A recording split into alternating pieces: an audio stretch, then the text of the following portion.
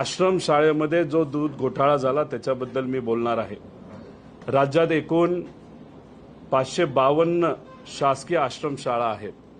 आश्रम शाळेमध्ये कोण शिकतं तर सर्वसामान्य कुटुंबातली आदिवासी समाजातील लहान मुलं तिथं शिकतात।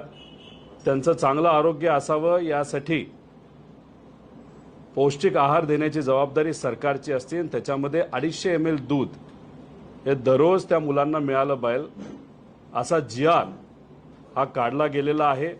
आणि GR काढत असताना 200 mlच का हे सुद्धा आरोग्य विभागाकडून तिथं सांगण्यात आलेलं आहे। आणि तो GR मोठा असल्यामुळे याच्यामध्ये मी ठेवलेला आहे। एकूण विद्यार्थी किती आहेत तर 1,87,000 आहेत। त्याच्याच बरोबर एखाद्या संस्थेला दूध पुरवठा करायचा असेल तर मग तिथं ते कॉन्ट्रॅक्ट दिलं जातं आणि त्यांनी मग पुढे दूध त्या आश्रमशाळेला दिलं जातं। याच्यामध्ये दोन वेगळे करार आहेत। एक करार 18-19 मध्ये करण्यात आला होता आणि दुसरा करार 23-24 मध्ये करण्यात आला होता, म्हणजे गेल्या एक वर्षभरात। आता याच्यामध्ये पहिला करार 18-19 जो आहे त्याच्यामध्ये अमूलकडनं दूध घ्यायला हरकत नाही, महानंद, आरे, चितळे अशा 3-4 कंपनीचं नाव त्या GR मध्ये देण्यात आलेलं आहे आणि त्यांच्याकडनं आपण दूध घ्यावं आणि मग ते याचा असा करार आहे ते पुढे लहान मुलांना द्यावं टेट्रा पॅकच्या माध्यमातून। मी इथं ठेवलेलं आहे 16 रुपये किंमत आणि 70-74 रुपये 1 लिटरची किंमत टेट्रा पॅकची। जेव्हा 18-19 मध्ये हा करार झाला होता त्याच्यामध्ये 46.49 पर लिटर असं अमूल, महानंद, आरे, चितळे यांच्याकडनं दूध घेऊन सरकारली पुढे ते देण्यात यावं। दुसऱ्या एका टेंडरमध्ये अमूल टेट्रा पॅकसाठी 49.75 रुपये हे तिथं करार झाला होता आणि वर्षभर तसं दूध त्या गरीब मुलांना देण्यात आलं होतं। टेंडर अटॅच केलेलं आहे। 23-24 मध्ये तसंच टेंडर काढण्यात आलं, नवीन टेंडर काढण्यात आलं आणि त्याच्यामध्ये 164 कोटी रुपयाचं ते टेंडर आहे। त्याच्यामध्ये किती टेट्रा पॅक द्यायचे होते तर 5,71,00,000 पॅकेट्स 200 ml चे हे द्यायचा असा करार तिथं केला गेला। त्याच्यात नाशिक 2,60,00,000, ठाणे 1,66,00,000 पॅकेट्स, अमरावती 88 असं करून 5,71,00,000 आहे। आता ह्याच्यामध्ये सहज आपल्याला मी विचारलं तर आज शेतकऱ्याकडनं दूध किती रुपयाला घेतलं जातं तर एखादी चांगली कंपनी असेल, चांगल्या क्वालिटीचं दूध आजच्या काळामध्ये 30 रुपयाला घेतलं जातं आणि मग त्याच्यामध्ये क्वालिटीमध्ये काही फरक असेल तर रेट 24 पासून ते 30-31 पर्यंत आहेत। आता आमच्या सगळ्यांची अपेक्षा होती की शेतकऱ्याला 5 रुपये बिना अटी देण्यात यावे, यासाठी आम्ही लढलो, भांडल्यानंतर मग अटी काढण्यात आला। अजूनपर्यंत 5 रुपयाचं अनुदान शेतकऱ्याला मिळालेलं नाही। मग 30 रुपये आजच्या मार्केटमध्ये चांगल्या दुधाची जर किंमत शेतकऱ्याला मिळत असेल तर सहज याचा अभ्यास केला या नवीन कराराचा 23-24 मध्ये जो दिला गेला त्याच्यामध्ये किती रुपयाला दूध या टेंडरमध्ये दिलं गेलं याचा अंदाज जर घेतला तर ते 146 रुपये पर लिटर असं हे दूध देण्यात आलेलं आहे। पूर्वीचा करार 49चा होता, आता 146। पण ठीक आहे, आमची अपेक्षा आहे की जर शेतकऱ्याला 146ली मिळत असेल नाही तर खर्च जाऊन 100 रुपयाला मिळत असेल तर काही हरकत नाही। आता ह्याच्यामध्ये कदाचित 146 रुपयाली या देशातले सगळ्यात श्रीमंत अंबानी कुटुंब असेल, अडाणी कुटुंब असेल, हे सुद्धा एवढं महाग दूध तिथं घेत नसावेत। आता ह्याच्यामध्ये एक टेट्रा पॅक 1 लिटरचा असेल तर साधं दूध 26 ते आणि जर UHT असेल तर 32 असं 55 रुपयाच्या आसपास त्याची किंमत आहे बल्कमध्ये द्यायचं असेल। आणि हे जे 200 mlचं आहे त्याची किंमत 13 रुपये 80 पैसे येते। आता ह्याच्यामध्ये जर आपण बघितलं तर या रेट प्रमाणे आपण गेलो तर हा 168 रुपयाचा जो करार राज्य सरकारने गरिबाच्या मुलांना, आदिवासी समाजाच्या मुलांना दूध देण्यासाठी जो केलाय तो 85 कोटीमध्ये बसायला पाहिजे होता।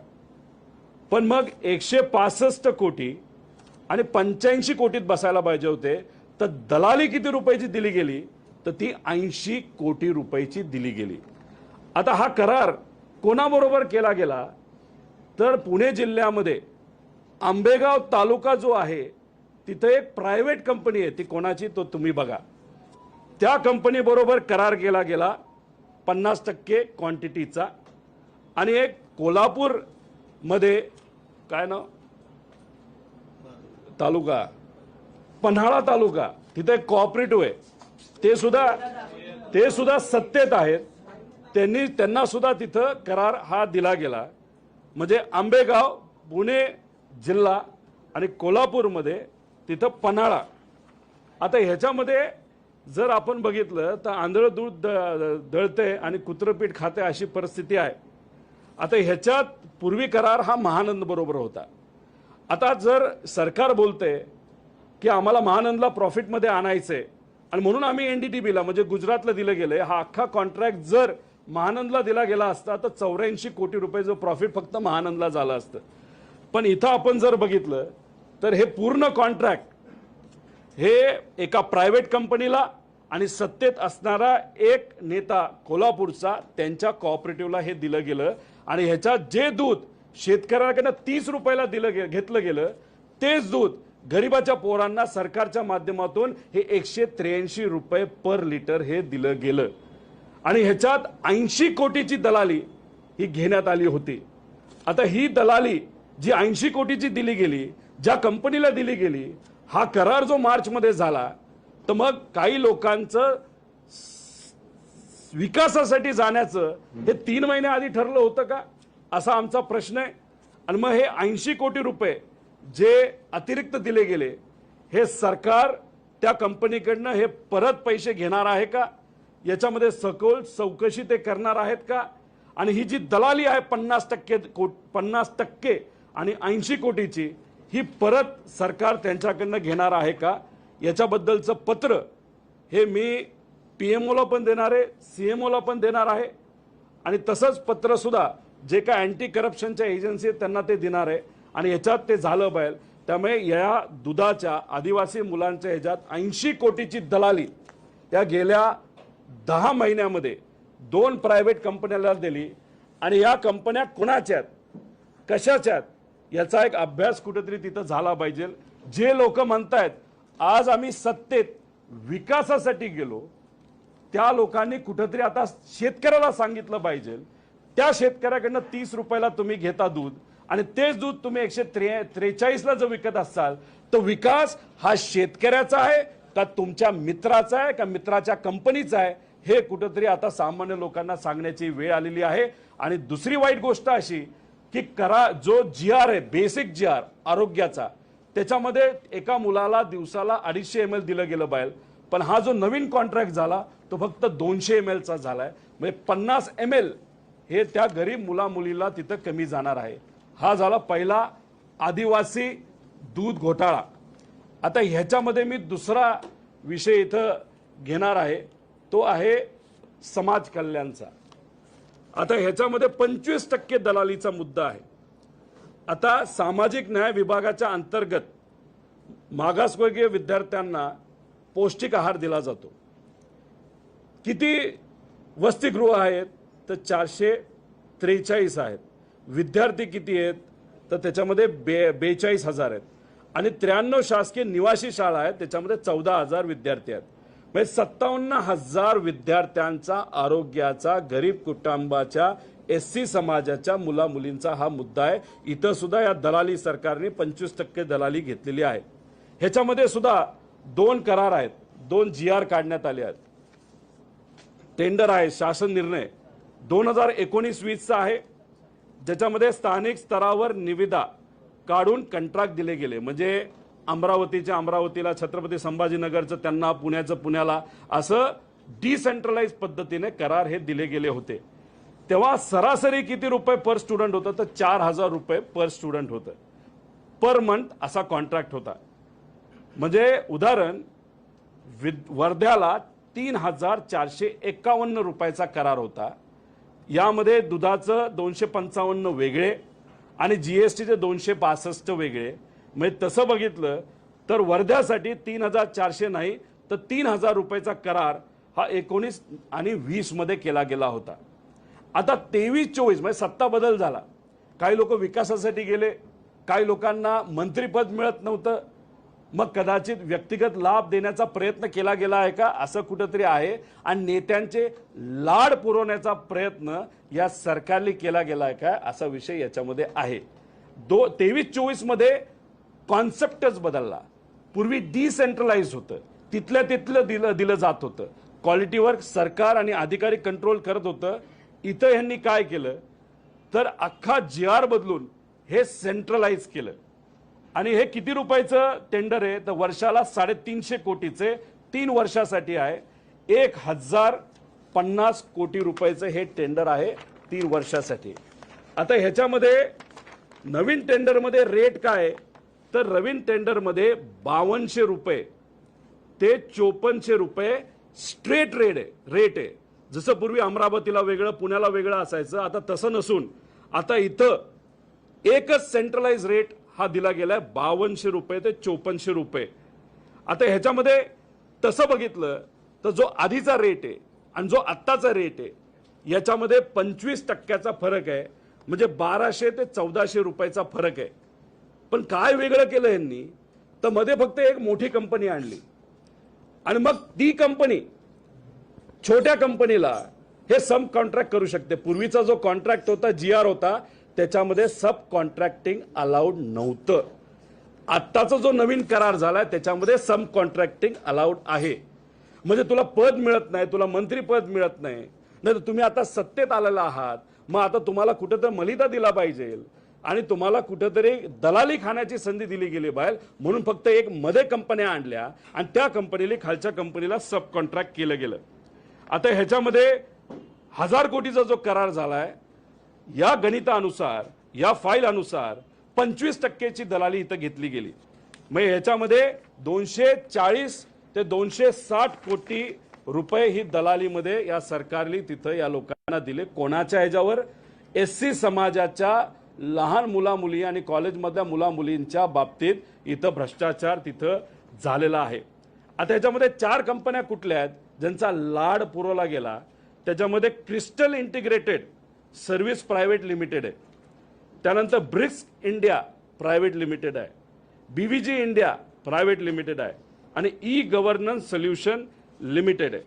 आता क्रिस्टलचं एक चांगली गोष्ट आपण ऐकली असेल, काल ते लिस्टेड झाली.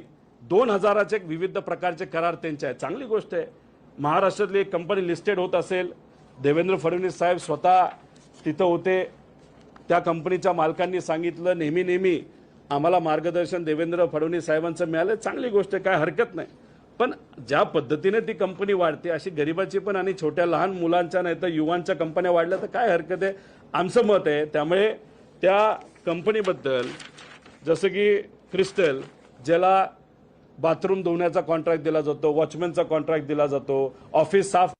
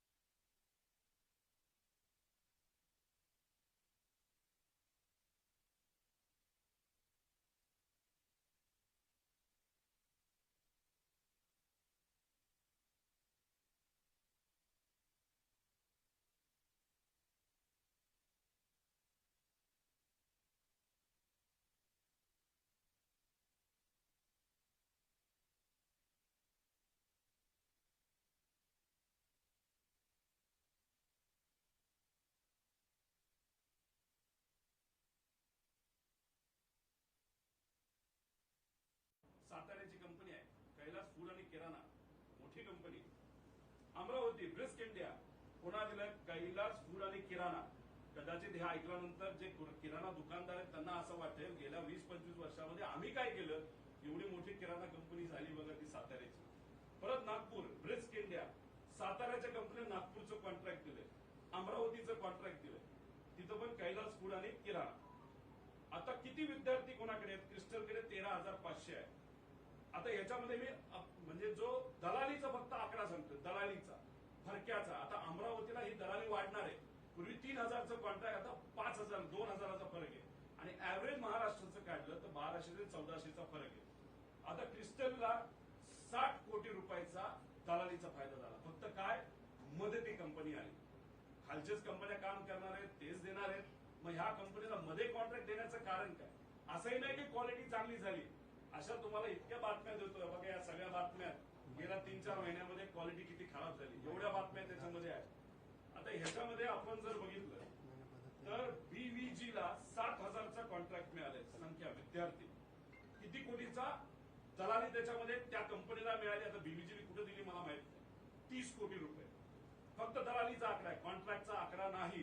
25% दलाली याच्यामध्ये आहे. ब्रिस्क इंडिया 27,000 विद्यार्थी, खूप चांगला विकास आहे. पण हा सामान्य लोकांचा नाही, मतदारसंघाचा नाही, काही जवळच्या लोकांचा. किती रुपयाचा आकडा हा दलालीचा आहे? अंदाजे हा 150 ते 200 कोटी रुपये. काय हरकत नाही बाबा. भूमिका बदलली काही लोकांनी, डायरेक्ट 200 कोटी मिळत असतील तर असे बरेच भूमिका बदलणारे लोक आहेत. जर आज जेलमध्ये जाणं थांबत असेल आणि त्याच्याच बरोबर 150-200 कोटी मिळत असेल तर काय हरकत आहे, असं चर्चा आता सुरू झालेली आहे. ई गव्हर्नन्स नावाची कंपनी 25 कोटी दलाली त्यांना मिळाली. आता ह्याच्यामध्ये कैलास फूड आणि किराणा ही साताऱ्याची कंपनी आहे. फोटो लय भारी आहे. पुण्यामध्ये, नगरमध्ये, साताऱ्यामध्ये कुठे जावा एवढी मोठी कंपनी, त्याला आता त्याच्यातून किती रुपये, तर 200 कोटी कमवले जाणार आहेत फक्त या कंपनीच्या बरोबर. आता या ब्रिस्क इंडियाने कॉन्ट्रॅक्ट केला, दुकाने साधत. काल एका कार्यकर्त्याला पाठवलं, साबण घेतलाय त्यांच्याकडनं काल, त्याचं प्रूफ वगैरे सगळे आहे.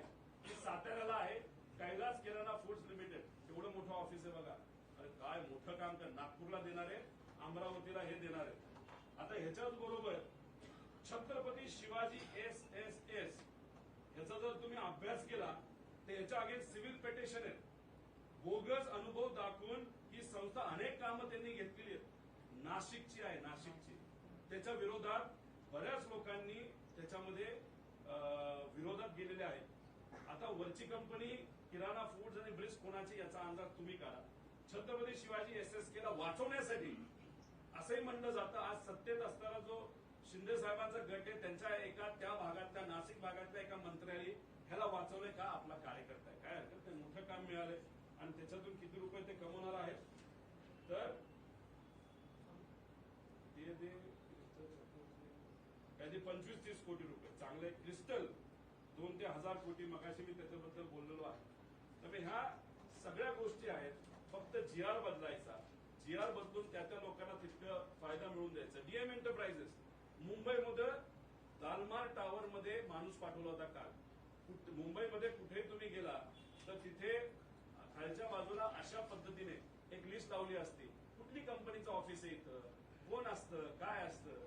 तिथे गेल्यानंतर वॉचमॅनला विचारलं, कदाचित वॉचमॅन BVGच असेल असं मला वाटतं. त्यांना विचारलं, अरे बाबा तिथे DM एंटरप्राइजेस म्हणून माहितीये का? म्हणजे कोण हे असलं आम्हाला काय माहित नाही. दुसरं खाली जे काही पोस्टर लावला जातो जिथं नावं दिली जातात त्याच्यावर कुठेही त्यांचं नाव नाही. आणि ई गव्हर्नन्स बरोबर यांनी कॉन्ट्रॅक्ट तिथं केलेला आहे, त्या तिथं कुठेही त्यांचा नाही. त्यामुळे हे काय चाललंय तर हे दलाली सरकार आहे. 25% ते 40%, 50% दलाली हे करतं. इथं ओल्ड रेट्स आहेत, न्यू रेट्स आहेत, त्याच्याच बरोबर GR आहे, पुढचा GR आहे, हे सगळे डेटा त्याच्यामध्ये आहेत. त्यामुळे हे आज या सरकारमध्ये काय चाललंय तर फक्त पैसा खाण्याचा प्रकार चालू आहे. आणि मग जेव्हा आम्ही बोलतो, विषय मांडतो, तेव्हा आता आम्ही म्हणालो होतो की 1000 रुपये मुलांकडनं का घेताय, 100 रुपये घ्या. सरकार म्हणलं नाही, आपल्याकडे पैसे नाहीत आणि मुलं सिरियस झाली पाहिजे. आता बरे या तुमच्या नेत्यांना आणि तुमच्या जवळच्या लोकांना या कंपन्या दलाली देण्यासाठी तुमच्याकडे पैसा आहे, पण गरिबाच्या अडचणी सोडवण्यासाठी पैसा नाही. शेतकऱ्याला 5 रुपये अनुदान तुम्ही बिना अटी द्या असं आम्ही बोलतो, ते न देता एका दूधवाल्या कंपनीला तुम्ही सहजपणे 100 कोटी रुपये देता. यासाठी मात्र तुमच्याकडे पैसा आहे. एखाद्या अंगणवाडी सेविकाने तर कोणालाही जर पैसा द्यायचा असेल मानधन वाढून ते देण्यासाठी तुमच्याकडे पैसा नाही, दलाली देण्यासाठी मात्र पैसा आहे. आणि इथं तुम्ही म्हणता की बाबानो आम्ही कोणालाही पैसे खाऊन देणार नाही. मग हे काय? आणि ह्या फक्त 2 फायली आहेत. काही लोक म्हणतात रोहित पवारांनी फक्त ते सांगण्यासाठी सांगितलं की 11 फाईल आल्या, 2 फाईल आता आहेत. दर आठवड्याला एक वेगळ्या फाईल तिथे मी पुढे आणेल आणि त्याच्यातून काय कशा पद्धतीने हे सरकार चालतंय, कशा पद्धतीने मध्ये दलाली केली जाते, कशा पद्धतीने फक्त स्वहिताचा विचार केला जातो. आणि भाषणात मात्र म्हणतात की आम्ही विकासासाठी गेलो. फक्त हे लोकांना कळावं, विकास हा लोकांचा नाही, महाराष्ट्राच्या जनतेचा नाही, हा व्यक्तिगत लोकांचा विकास आहे. अरे 100 200 कोटी रुपये तुम्ही घेऊन काय घेणार आहे जर इलेक्शन मध्ये हा पैसा वापरला जाणार आहे? गुंडांचा वापर या इलेक्शन मध्ये होणार आहे. ह्या पैशाचा गरीबाच्या माथ्यावरचं लोणी खाऊन हा जो पैसा कमवलाय हा पैसा आता इलेक्शन मध्ये येणार आहे. त्यामुळे मी आपल्या सर्वांना सांगतो आणि या सरकारला सांगतो, या अधिकाऱ्यांना सांगतो की या कंपनीमध्ये जो भ्रष्टाचार चाललाय याच्याबद्दल तुम्हाला स्पष्टीकरण हे द्यावं लागेल. आणि आम्ही या बाबतीत लक्ष घालणारच, ते पत्र लिहिणारच आहे. आणि ज्या लोकांनी इथे येऊन बोललेलं आहे की आम्ही कुठेही भ्रष्टाचार करून देणार, त्या लोकांना सुद्धा आम्ही पत्र सीएमओला पण लिहिणार, पीएमओला पण लिहिणार. आणि याच्यावर लक्ष घालणार. जेव्हा सरकार आपलं सगळ्या फाईल माझ्याकडे आहेत त्याच्यानंतर आम्ही स्वतः लक्ष घालून आमच्या नेत्यांच्या माध्यमातून याच्यावर कारवाई करून जे काय खरंय हे लोकांसोबत आलं पाहिजे. पण हा पैसा जर सामान्य गरीब लोकांचा जर कुणी खाल्ला असेल तो परत दिलाच पाहिजे. आणि जे तुम्ही म्हणताय गरीबांच्या मुलांच्या परीक्षेसाठी तुमच्याकडे पैसा नाही, त्यांना योजना आणण्यासाठी पैसा नाही, सारथी, बार्टी, महाज्योती याच्यासाठी तुमच्याकडे पैसा नाही, आदिवासी समाजाच्या मुलांना न्याय देण्यासाठी पैसा नाही, तो पैसा हा मिळाला पाहिजे. आणि अशा पद्धतीने जो भ्रष्टाचार होतोय तो कुठेतरी थांबला गेला पाहिजे असं आमच्या सगळ्यांचं मत आहे. त्यामुळे हे सरकार काय आहे तर दलाली सरकार आहे. 25 ते 50% दलाली हे सरकार घेते. आणि याच्यावर जर आपल्या सर्वांना कोणाला प्रश्न असतील तर नक्कीच या 2 विषयावर मी बोलण्यासाठी तयार आहे. तुम्ही कुठेही असं विचारू नये की पुढच्या फाईल किती आहेत, कुठे आहेत. टोटल 11 फाईल आहेत, त्याच्या 2 फाईल आहेत, अजून 9 फाईल. आज 2 दिल्या, 9 फाईल आहेत. पण हे फक्त ट्रायल आहे, हे फक्त ट्रेलर आहे. इतर फाईल इतक्या मोठ्या आहेत त्या आकडे बघून कदाचित अनेक लोकांची झोप मोडणार आहे. आणि हे मुद्दे आणत असताना काही लोकांनी मला सांगितलं कशाला अंगावर घेतो. माझं एकच मत आहे, आम्ही भूमिका घेत आदरणीय पवार साहेबांबरोबर आणि स्वाभिमानी महाराष्ट्राबरोबर शिवशाहू फुले आंबेडकरांच्या विचाराबरोबर राहिलेलो आहे. आम्ही घाबरणारे नाहीत. आम्ही हे मुद्दे आणत राहणार. ह्या ज्या काही चुकीच्या गोष्टी घडलेल्या आहेत त्या लोकांसमोर आल्याच पाहिजेत यासाठी आम्ही प्रामाणिकपणे प्रयत्न करणार. कदाचित याबद्दल माझ्यावर टीका होईल, माझ्यावर कदाचित कारवाई होईल, पण स्वाभिमानी मराठी माणूस यालाच म्हणतात जो कारवाईला स्वतःचा विचार न करता या महाराष्ट्राचा, अखंड महाराष्ट्राचा विचार करतो. आणि ते आम्ही सर्वजण मिळून करत आहोत. धन्यवाद. आंबेगाव आणि कोल्हापूर आता एवढे तुमच्याकडे कागदपत्र सगळ्यांना बघायला वेळ होणार नाही, त्याचं नावं सांगा ना. पराग डेअरी आहे जी आंबेगावची डेअरी आहे, प्रायव्हेट कंपनी आहे. त्याच्यामध्ये कोण काय कसं याचा अंदाज तुम्ही सर्वजण काढा. त्याच्याच बरोबर जी कोल्हापूरची डेअरी आहे ती वारणा दूध डेअरी आहे. आता याच्या मागे कोण कसं याचा एक अंदाज करा. आमचं मत एवढंच आहे, तुम्हाला जर सरकार 150 रुपये देते प्रति लिटर आणि इथं जर मार्केटमध्ये दूध स्वस्तात मिळत असेल मग तो पैसा आंबेगावच्या शेतकऱ्याला का नाही मिळाला पाहिजे? आंबेगावच्या शेतकऱ्याला 27 रुपये तुम्ही देता. आमची मागणी आहे आंबेगावच्या शेतकऱ्याला, कोल्हापूरच्या शेतकऱ्याला या कंपनीच्या माध्यमातून 100 रुपये जे अतिरिक्त तुम्ही कमवत आहात ते 100 रुपयाचा भाव आमच्या शेतकऱ्याला मिळाला पाहिजे. आणि जर तुम्ही तो भाव देणार नसाल तर मग जे अतिरिक्त पैसे तुम्ही खाल्लेत ते परत सरकारला तुम्ही द्यावा आणि सरकारने या लोकांवर कारवाई करावी. कोण मंत्री आहेत? आदिवासी विभागाचे कोण मंत्री आहेत? ते कुठल्या समाजाचे आहेत? आदिवासी समाजाचे आहेत. मग त्यांनी या मुलांवर का अन्याय केला? या मुलांच्या नावावर का पैसा खाल्ला हे कुठेतरी सांगितलं पाहिजे. आणि मग आपल्या समाज कल्याण विभागाचे कोण मंत्री आहेत याचाही अभ्यास कुठेतरी झाला पाहिजे. त्यांनी याच्याकडे दुर्लक्ष केलं का मधल्या नेत्यांना फक्त मोठं करण्यासाठी का दुसऱ्या नेत्याने सांगितलं म्हणून डोळे झाक करून तुम्ही सहजपणे तिथे हे कॉन्ट्रॅक्ट दिले ज्याच्यातून तुम्ही महिन्याला, वर्षाला 90 कोटी रुपये, 3 वर्षाचे 300 कोटी रुपयाच्या आसपास तुम्ही तिथं भ्रष्टाचार झालाय. फक्त काय मध्ये एक कंपनी आणली, घरी बसून पैसा कमवायचा. म्हणजे आम्ही सगळ्यांनी कष्ट करून कंपनी वाढवली तर आमच्यावर कारवाई करायची. गरीबाची मुलं कंपनी चालू करण्याचा प्रयत्न करतात तेव्हा बँकेतून पैसे मिळत नाही आणि फक्त तुमच्या नेत्यांना पदं देता येत नाही, नाहीतर तुम्ही आता इम्पोर्ट केले दुसऱ्या पक्षातून, म्हणून त्यांना 100 200 कोटी रुपये तुम्ही देता. अरे काय बाबा, करामती खेळ, हे दलाली सरकार आहे असं साफ आमचं ठाम मत झालेलं आहे. दादा तुम्ही आता बोलताना नाव कोणाची घेत नाही, पण तुम्ही बोलताना म्हणाला की भाषणातून सांगतात विकासासाठी गेलो. पराग आणि दुसरी कंपनी वारणा कंपनीतून अजित पवार गटाचे नेते आहेत, एकनाथ शिंदे गटाचे नेते आहेत. मंत्री कुठले आहेत, कुठल्या पक्षाचे आहेत? मी एकच सांगतो, समाज कल्याण हे आदरणीय मुख्यमंत्री साहेबांच्या अंतर्गत येणारा विषय आहे आणि जो आदिवासी विभाग आहे तो अजितदादांच्या अंतर्गत येणारा विषय आहे. पण त्याच्यात खोलात गेलं तर त्यात बीजेपीचे पण नेते दिसत आहेत, त्याच्यात अजितदादांचे नेते सुद्धा दिसत आहेत. म्हणजे म्हणतो ना की आम्ही कष्टातून कंपन्या मोठ्या केल्या आणि त्या कष्टातून मोठ्या केलेल्या कंपन्या राजकारण येण्याआधी त्यात तुम्ही अडचण आणता आणि दुसरीकडे तुम्ही राज्यकर्ते आहात, तुम्ही पदं उद्भवली आहेत, नंतर भोगली आहेत आणि मग तुम्ही आधी राजकारणात येता आणि मग स्वतःच्या कंपन्या काढता आणि सहजपणे तुम्हाला प्रॉफिट 50 150 200 कोटीचा फक्त भूमिका बदलली म्हणून, सत्तेत गेला म्हणून, साहेबांना सोडून गेला म्हणून. पण हे कितपत योग्य आहे? स्वहितासाठी. मात्र भाषणामध्ये तुम्ही बोलत असताना काय बोलता? लोकांसाठी, विकासासाठी. मग याच्यावर तुम्ही उत्तर द्या. दादा प्रश्न असा आहे, त्यांनी टीका करताना थेट तुमचं नाव घेतलं, तुमच्या कारखान्याचं नाव घेतलं, रोहित पवार अटक झाली, तिथपर्यंत नाव घेतलं, तुम्ही का नाव घेत नाही? नाही, याच्यावर मी कोणावर नाव घेण्यासाठी इथं बसलेलो नाही. मी फक्त गरीबाचा जो पैसा हा फक्त नेत्यांना आणि कार्यकर्त्यांना, पदाधिकाऱ्यांना कशात घालण्याचं प्रकरण जे या सरकारने सुरू केलेलं आहे, अशा बऱ्याच फाईल आहेत. शुभचिंतकांनी कदाचित त्या फाईल माझ्याकडे पाठवल्या, त्यात अजून रिसर्च करून मी काही गोष्टी ऍड केलेल्या आहेत. या सगळ्या गोष्टी कुठेतरी लोकांसमोर याव्यात यासाठी आम्ही बोलत आहोत. आणि भाषणं काय करतात तर जातीमध्ये वाद निर्माण करतात आणि त्याच्याच बरोबर धर्मामध्ये वाद निर्माण करतात. त्याच्याबरोबर पवार साहेबांच्या विरोधात बोलतात, मोठ्या मोठ्या नेत्यांबद्दल बोललं जातं. त्याच्याचबरोबर गेल्या 50 वर्षात काय झालं बोलतात. तुम्ही इथं जे चालू ते बोला ना. आमचं मत आहे की मुद्द्याचं बोला आणि तुझं पॉईंट येऊन तुम्ही हा जो भ्रष्टाचार करताय तो कुठेतरी लोकांसमोर आला पाहिजे, एवढंच आमचं सगळ्यांचं मत आहे. डीएम एंटरप्राइजेस त्याच्याबद्दलची अतिरिक्त माहिती घेण्याचा मी प्रयत्न केला, पण त्याचं ऑफिस हे मुंबईला आहे. नाव फार करामती आहे हे मी समजू शकतो. छत्रपती संभाजीनगरचा कॉन्ट्रॅक्ट त्यांना मिळालेला आहे. पण जेव्हा त्या कंपनीच्या ऑफिसमध्ये जाण्याचा प्रयत्न आम्ही केला, तिथं ऑफिस नाहीये, तिथं पाठी सुद्धा नाहीये. ऍड्रेस तिथला आहे पण पाठी नाही आणि कदाचित ही कंपनी काही महिन्यांपूर्वी स्थापन झालेली आहे. राजकीय नेत्यांची नाव आहे याच्यात मी माहिती काढलेली, माहिती घेतलीय. मी खूप खोलात गेलेलो आहे.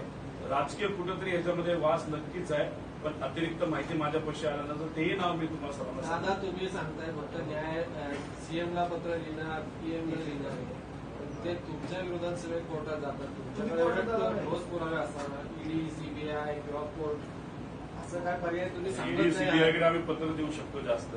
आमची त्यांची खूप जास्त ओळख नाही. नजीकच्या काळामध्ये आमची ओळख झालेली आहे, पण ती खूप चांगल्या पद्धतीची झाली असं नाही. पण नक्कीच याच्याबद्दल पुढं काय करता येईल याच्यात आपलं जे कुठला आयोग असतो आपला राज्य लोक आयुक्त त्याच्याकडे सुद्धा आम्ही पत्र देऊ आणि याच्यामध्ये शहानिशा करा असं सांगू. पण माझं मत आहे सगळ्यांनी हा प्रश्न विचारला पाहिजे, विकास म्हणजे खरा काय, स्वतःचा का लोकांचा, असं सांगितलं पाहिजे. कारण भाषणात आम्ही कंटाळलो विकास ऐकून. विकासराव यांचं नाव आहे, आता यांनाच असं वाटायला लागलं की विकासच नाव बदलावलं काय. इतकं विकास हे नाव आता बदनाम दुर्दैवाने झालेलं आहे. आम्ही 4 कंपन्या सांगितल्या, Bricks India, BBG, Crystal Garden, चौथी कंपनी, प्रमुख कंपनी. याच्यामध्ये 4 ज्या कंपन्या आहेत याच्यामध्ये क्रिस्टल इंटिग्रेटेड आहे, क्रिस्टल आहे, याच्यामध्ये ब्रिक्स इंडिया प्रायव्हेट लिमिटेड आहे, बीबीजी इंडिया लिमिटेड आहे, ई गव्हर्नन्स सोल्युशन आणि ब्रिक्स इंडियावर ईडीची पण कारवाई नजीकच्या काळामध्ये झाली होती. 1.5 वर्षापूर्वी 2 वर्षापूर्वी. सातारची ही जी आहे कैलास किराणा, तर त्याचं ऑफिस आहे का तिथे? आहे ना, दुकान आहे दुकान. कुठे आहे ते दुकान? ते साताऱ्यामध्ये आहे. त्याचा ऍड्रेस मी आपल्या सर्वांना देतो. तिथं सातारा शहरामध्ये ते ऑफिस आहे. बघा, आता मी तुम्हाला फोटो देतो पण ऍड्रेस नंतर देतो. तुम्ही जाऊन तिथं बघा, लय भारी ऑफिस आहे. एवढं करोडो रुपयाचा कॉन्ट्रॅक्ट दिलाय आणि गरीबाच्या मुलांना पौष्टिक आहार देण्याचा. आणि इथून म्हणजे यांची लॉजिस्टिक सिस्टम किती भारी बघा. साताऱ्यातून नागपूरला देणार आहेत, साताऱ्यातून तिथं अमरावतीला देणार आहेत. फार लॉजिस्टिक चांगली असणारी कंपनी, काय हरकत नाही. आमचं मत होतं की पूर्वी तुम्हाला सब कॉन्ट्रॅक्ट देता येत नव्हतं. मग GR का बदलला? आणि ज्या कंपनीला कपडे धुण्याचा, बाथरूम धुण्याचा आणि तिथं सिक्युरिटी गार्ड देण्याचा, हाऊसकीपिंग करण्याचा, अशा लोकांना जेवणाचा, ते सुद्धा गरीब पोरांच्या मुलामुलींच्या जेवणाचा कॉन्ट्रॅक्ट देण्याचं कारण काय? आणि याच्यात जर सरसकट तुम्ही बघितलं, त्या पैशातला फरक काढला तर डायरेक्ट 200, 150 कोटी रुपये हे त्या मध्यस्थी कंपनीला दिले जातात. म्हणजे याला दलालीच म्हणावं लागेल ना. आता ज्या पराग कंपनीचं नाव तुम्ही घेतलं ना आंबेगाव मधल्या 25 नोव्हेंबर 2023 मध्ये आयकर विभागाचे छापे पडले होते पराग कंपनीवरती. त्या पुढे काहीच आलं नाही किंवा ते पुढे गेलं नाही. यासाठी काही मागणी करणार का? कारण तो काहीच पुढेच गेलंच नाही. त्याच्यावर जी कारवाई झाली, ती कारवाई झाल्यानंतर राजकीय मोठे बदल झाले. काही लोकांनी विचार सोडून, भूमिका सोडून सत्य स्थापन झाले. पण सत्य स्थापन झाल्यानंतर नुकसान झालं नाही. लोकांचं नुकसान झालं, विचाराचं नुकसान झालं, पण व्यक्तिगत त्या कंपनीचं, त्या कंपनी ज्यांच्या मार्गदर्शनाखाली चालते त्यांचं खूप नुकसान झालेलं दिसत नाही. उलट नफा, तो सुद्धा 50 कोटीचा नफा हा झालेला तिथं दिसतो. तुमच्या जीवाला धोका आहे असं पत्र सुप्रिया साहेबांनी पोलीस अधीक्षकांना लिहिलेलं काय झालं होतं? कोणी धमक्या त्याच्यावर मी बोलतो. आता या 2 विषयावर कोणाचं काय म्हणणं आहे का? कंपनी जी आहे ना, ब्रिक्स कंपनी, हसन मुश्रीफांचे आम्ही नाव घेतो. हसन मुश्रीफांच्या जवळच्या जी कंपनी असल्याचे आरोप अनेकदा झाले, ते आता सत्तेत आहेत. ब्रिक्स कंपनी जे ऑफिस होतं तिथे देखील ईडीचे अधिकारी 24 तास बसले होते. नाव याच्यासाठी घेतलं की आरोप तसे झाले होते ब्रिक्स इंडिया. असं म्हणलं जातं त्याच्यामध्ये त्यांचे जावई हे डायरेक्टर होते. कंपनीचं जे ऍड्रेस आहे ते कोल्हापूरचं आहे आणि कुठल्या तरी एका कंपनीचं पूर्वीचा ऍड्रेस त्यांच्या घराचा ऍड्रेस आहे. आता मला माहित नाही ते आज त्यांच्यात काय काय आहे. सुरुवात तर त्यांची कुणी केली असेल. विषय नेता नाही, विषय एवढाच आहे, जी सामान्य लोकांची दिशाभूल केली जाते. आम्ही विकासासाठी गेलो, पण विकास हा सगळ्या गोष्टी बाजूला ठेवा. हा डायरेक्ट सरसकट भ्रष्टाचार आहे. दिवसा ढवळ्या जसा लोकांना गोळ्या घातल्या जातात, तसा दिवसा ढवळ्या इथं पैसे खाण्याचं काम या मंत्रालयामध्ये सुरू आहे. आणि ह्याच्यात मग आमचं एकच मत आहे की ह्याच्यात कारवाई झाली पाहिजे. त्याच्यात स्पष्टीकरण हे आलं आणि राजकीय स्पष्टीकरण आम्हाला नको. आम्हाला आकडे सकट विथ प्रूफ तिथं स्पष्टीकरण. चंद्रकांत गायकवाड जे आहेत मुस्लिमांच्या जवळचे होते, याच कंपनीवर ईडीची कारवाई झालेली होती. हीच कंपनी की मुंबई 2 ब्रिक्स कंपन्या आहेत, पण दोन्ही एकाच मालकाच्या आहेत. एक कारखाना चालवते आणि एक स्वच्छतेचं काम करते. आता स्वच्छतेचं काम करते, पण ते महाराष्ट्र सरकारची तिजोरी स्वच्छ करायला लागल्यानंतर आम्ही तर त्याच्या विरोधात बोलणार होतो. ठीक आहे, तुम्ही कंपनी स्वच्छ करा, तुम्ही अजून काय स्वच्छ करा, वॉचमन द्या, पण इथं डायरेक्ट तिजोरीवर तुम्ही डल्ला टाकायला लागलं, आम्ही कसं शांत. आता या कंपनीवरती जेव्हा ईडीची कारवाई सुरू होती तेव्हाच ही कंत्राटं आहेत का? म्हणजे एकीकडे कारवाई सुरू असताना कंत्राट आहेत की कालावधी वेगळा आहे? नाही, माझा अंदाज आहे की हे जे दुधाचे कॉन्ट्रॅक्ट आहेत ते 3 महिने आधी राष्ट्रवादी फुटायच्या आधीचा विषय आहे. त्याच्या आधीच कारवाई सुरू, त्याच्या आधी कदाचित ऍडजस्टमेंट आधीच झाली असावी असं आपल्याला म्हणावं लागेल. आणि त्यानंतर जी दुसरी कॉन्ट्रॅक्ट आहे ते सुद्धा तसं बघितलं तर पूर्वीपासूनचं कॉन्ट्रॅक्ट आहे. म्हणजे मार्च अखेरीस ते कदाचित 3 वर्षासाठी कॉन्ट्रॅक्ट आहे. 1 वर्ष आता संपत आलेलं असतं. आपले विकास पुरुष जे आहेत ते पूर्वीपासून निर्धावलेले आहेत असं म्हणता येईल. आपले सगळे विकास पुरुष तुम्ही सांगताय तिकडे गेले विकास पूर्वीपासूनच निर्धावलेले आहेत. पूर्वीचा मुद्दा ज्यांनी कोणी घेतला होता, जे त्या काळचे त्यांचे विरोधक आहे, त्यांच्याकडे पुरावे होते. ते सुद्धा एवढे नव्हते, बैलगाडी भरून पुरावे होते. त्यांनाच हा प्रश्न विचारला तर बरं होईल. आज काय चाललंय या सरकारमध्ये? आज त्यांना कशी आमिष दाखवली जातं, कसं खुश ठेवलं जातं. आणि बैलगाडी भरून पुरावे सोडा, बैलगाडी भरून पैसे तिथं दिले जातात. त्याचंच आमचं मत आहे. आणि पूर्वी काय झालं की ज्या नेत्यांनी त्यांचे आरोप केले होते त्यांना विचारलं तर बरं. राष्ट्रवादीमध्ये जे काही घडलं, राष्ट्रवादी काँग्रेस किंवा काही नेते सोडून गेले, तर त्या आधी हे सगळं सुरू होतं आणि त्यासाठी ही कंत्राटं दिली जात होती असं तुम्ही म्हणाल? माझं एवढंच मत आहे की जेव्हा एखादी गोष्ट चुकीची होती तेव्हा जे कोणी विरोधात आहे त्यांनी सुद्धा याचा आवाज उठवायला पाहिजे होता. पण तसं काही खूप घडलं नव्हतं. का नाही घडलं हे आज तरी सांगता येणार नाही. पण आजचा निर्णय त्यांचा जो आहे सत्तेत जाण्याचा, तो कदाचित अचानक ठरलाय असं आपण म्हणणार नाही. त्याची चर्चाही खूप पूर्वीपासून होत असावी आणि त्याचाच हा एक भाग असावा असं कुठंतरी या सगळ्या फाईलकडनं जे सत्तेत असणाऱ्या एका नेत्याने दिलेल्या फाईलमधून हे कुठेतरी सिद्ध होतं. सगळ्या प्रकरणामध्ये कुठेतरी मुद्दा मला सांगायचा आहे. आपले संभाजी ब्रिगेडचे सतीश काळे जे आहेत, नाही, हा मुद्दा आरोप करताय, पण मुख्यमंत्र्यांना ईडीने अटक केली. तुम्ही विरोधकांची फाईल घेतात, पण मुख्यमंत्र्यांना अटक झाली. कदाचित आता सोरेन जे होते मुख्यमंत्री त्यांची अटक झाली. आता तिथं केजरीवाल साहेब जे आहेत त्यांची अटक तिथं झाली.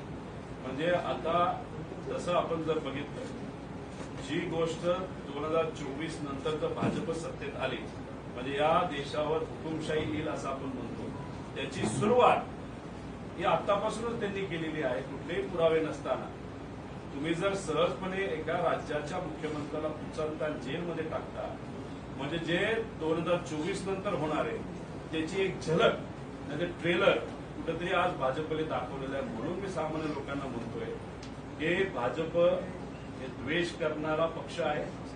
भाजप सुडाचं राजकारण करतं आणि मग आवाज दाबण्याचा प्रयत्न केला जातो. उद्या जाऊन संविधान आणि लोकशाही कदाचित या देशामध्ये राहणार नाही जर भाजप सत्तेत आलं. म्हणून या गोष्टीची नोंद घेत आपल्या सर्वांनी तो निर्णय घेतला पाहिजे. आणि त्याच्याच बरोबर दिल्लीची जी स्वाभिमानी जनता आहे त्या जनतेबरोबर आणि अरविंद केजरीवाल साहेबांबरोबर, तसंच उत्तराखंडची पण जी झारखंडची जी जनता आहे त्या जनतेबरोबर सुद्धा महाराष्ट्राची स्वाभिमानी जनता आहे. दादा पुन्हा एकदा त्या व्यवहाराबद्दल राष्ट्रवादी फुटी दरम्यान किंवा यापूर्वी ही सगळी डील चालली होती तुम्ही म्हणताय, मग तुम्हाला किंवा साहेबांना असं अंधारात ठेवून ही डील करण्यात आली होती की तुम्हाला माहिती होतं म्हणून तुम्ही आवाज उठवला नाही या सगळ्या प्रकरणात? आता फाईल माझ्याकडे कुणी दिली, ती फाईल आल्यानंतर अभ्यास केल्यानंतर आम्हाला या गोष्टी समोर आल्या. त्या फाईल आधी आल्या असत्या तर मी अभ्यास नक्कीच केला असता. माझ्याकडे एखादी फाईल आली तर मी व्यक्तिगत हितासाठी वापरत नाही, ती सहजपणे मीडियासमोर आणि मीडियाच्या माध्यमातून लोकांसमोर देण्याचा प्रयत्न तिथे केला जातो. हे वेगळ्या पद्धतीने काही गोष्टी जे काही कोणी करत असतील ते आम्ही तरी करत नाही. राहिला प्रश्न साहेबांच्या बाबतीतला, साहेबांचा विश्वास या सर्व नेत्यांवर खूप जास्त होता आणि तुम्ही विश्वासघात झालेला हे नक्कीच तिथं बघितलेलं आहे. आणि मग विश्वास टाकून जेव्हा आपण लोकांच्या हिताची कामं होत आहेत अशी अपेक्षा धरतो, त्याच्यामध्ये स्वहित सुद्धा जर काही लोक करत असतील तर मग ती जी लोक आहेत त्यांच्यावर कुठे ना कुठेतरी येत्या काळामध्ये कारवाई झाली पाहिजे असं आमचं मत आहे. हे टेट्रापॅकचं दूध आहे का अधिक काय कलर आहे? हे टेट्रापॅकचं दूध आहे. हे जे छोटं पॅकिंग आहे 3-3.5 रुपयाचं असतं. हे मोठं जे पॅकिंग आहे ते 8 ते 9 रुपयाचं असतं. याच्यामध्ये UST दूध वापरलं जातं. ते 2-3 रुपये थोडंसं महाग असतं, त्याला प्रक्रिया केली जाते. आणि त्याच्याच बरोबर याची जी किंमत आहे ही किंमत आहे 16 रुपयाला दूध आहे. 200 ml दिसतंय. आणि हे जे आहे हे ते 70 रुपयाला आहे, जे 1 लिटरचं दूध आहे. आणि ह्याच्याच अगेन्स्ट अमूलचं आता दूध आहे, म्हणजे क्वालिटी दूध आहे ना, आपण पण पितो, लागलं तर मी तुमच्या समोर इथं पितो. आता हे दूध जर 74 नाही तर 70 रुपयाला असेल, ते जर 150 रुपयाला देत असेल तर दलाली किती रुपयाची? तर 50% दलाली, म्हणजे 70-75 रुपयाची दलाली ही आजच्या काळामध्ये आजच्या काही कंपनीला नेत्यांच्या जवळच्या कंपनीला तिथे दिली जाते. आणि ही दलाली थांबली पाहिजे आणि हे सरकार दलाली सरकार आहे असा आमचा थेट आरोप आहे. हे फक्त जेवणाचं जे तुम्ही बोललात त्यांचं काय दराने जेवणाला प्रत्येक विद्यार्थ्याला त्याच्यामध्ये अमरावती झालं तर 3,000 रुपयाच्या आसपास जर जीएसटी वगैरे काढला पूर्वीचा, आता तो 5200 ते 5400 रुपये आहे. म्हणजे तिथं अमरावतीला 2,2400चं प्रॉफिट आहे. जे किराणा म्हणजे ब्रिस्क इंडियाला जे काम मिळालंय त्याच्यात 2,025चं प्रॉफिट आहे, म्हणजे 50% प्रॉफिट आहे. आणि जे इतरांना मिळाले त्याच्यात 25% प्रॉफिट आहे. म्हणजे ऍव्हरेज 30-35% दलाली या मधल्या कंपनीला सरकारकडनं त्यांना चूप ठेवण्यासाठी, खुश ठेवण्यासाठी आणि मंत्रिपद देता येत नाही म्हणून अशा पद्धतीने गरीबाचा पैसा, गरीबाच्या पोरांचा पैसा हा तिथं देण्यात आला. आता तुमचे बंधू युगेंद्र पवार प्रचार करत असताना त्यांना घेराव घालण्यात आला. अजित पवार गटाचे कार्यकर्ते होते असं सांगण्यात आलं. काल सुप्रिया सुळे यांनी पुणे एसपीला एक पत्र लिहिलं, तुम्हाला आणि युगेंद्रना पोलीस सुरक्षा द्यावी, जीवाला धोका आहे असं वाटतं तुम्हाला? जेव्हा सुप्रियाताईंचं प्रेम आहे कुठंतरी त्यांच्या मनामध्ये एक शंका आली असावी, त्याचं कुठंतरी एक म्हणतो ना आपल्या कुटुंबाबद्दल काय होऊ नये चुकीचं या हेतूतून त्यांनी ते पत्र दिलं असावं. आणि त्याच्याच बरोबर टीव्हीवर आणि मोठे नेते जे गुंडांबरोबर फोटो काढतात, मोठ्या जे मर्डर केलेली लोक आहेत त्यांच्याबद्दलची फोटो रील हे आपण बघतो. माझ्या मतदारसंघातल्या एका मोठ्या गुंड्याला अजितदादांनी तिथं जवळ केलं अशी चर्चा आहे. त्या सगळ्या गोष्टीकडे बघून कदाचित त्यांना ती काळजी वाटली असावी.